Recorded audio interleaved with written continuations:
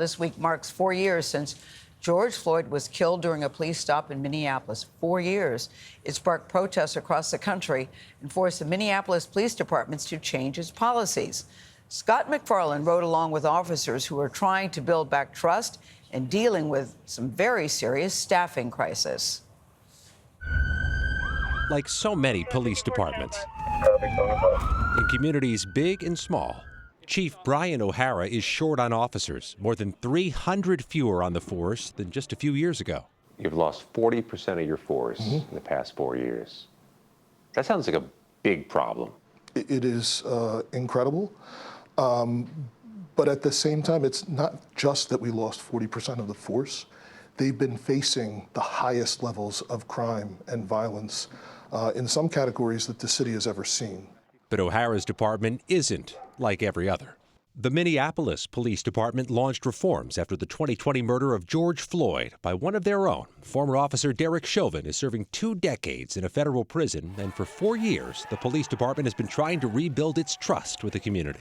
People really appreciate everything that you're doing. The city hired O'Hara away from Newark to try to change the culture. You must feel like you have no margin for error.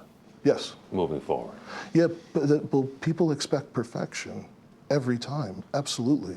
O'Hara says he's trying to be seen, joining officers on patrol, visiting businesses and religious centers, trying to build relationships and boost morale amid the empty seats at roll call. You don't think the department has been transformed over the past couple of years? I don't think that the department has been transformed by choice. Nakima Armstrong, a community activist here for nearly 2 decades, says O'Hara hasn't yet rid the department of all officers who are too physical or too focused on people of color. The overarching culture within the Minneapolis Police Department needs to change. I think that there's a certain attitude of entitlement on the part of some of the officers within the Minneapolis Police Department.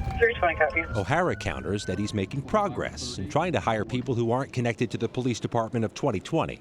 For those who've stayed with the department, O'Hara worries officers could burn out with required overtime to fill the gaps. In an editorial in the city's newspaper, he asks the question, do we expect too much from police officers? I ask people to just pause and recognize, it is asking a whole lot, and it takes a toll on these individual officers.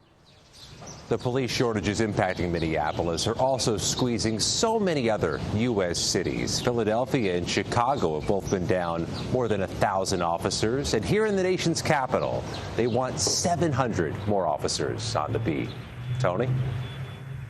Scott, thank you very much. It's a very important story. I think so, too. I think everyone recognizes the need for reforms in many departments, but now you have shortages. At the same time, you have crime sprees.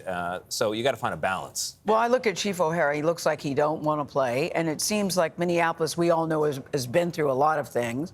And reform is hard, but I appreciate that they appear to be trying to get it right. Yeah. Because that department at the time seemed to be in such disarray. Yeah. It's easy to recognize the exhaustion on both sides. Yes. The community for the trauma that they've dealt with, but also the officers when you're dealing with the shortage, and then you're asking the officers that are working night and day, putting their lives on the line, to work double and triple time because they don't have the staffing.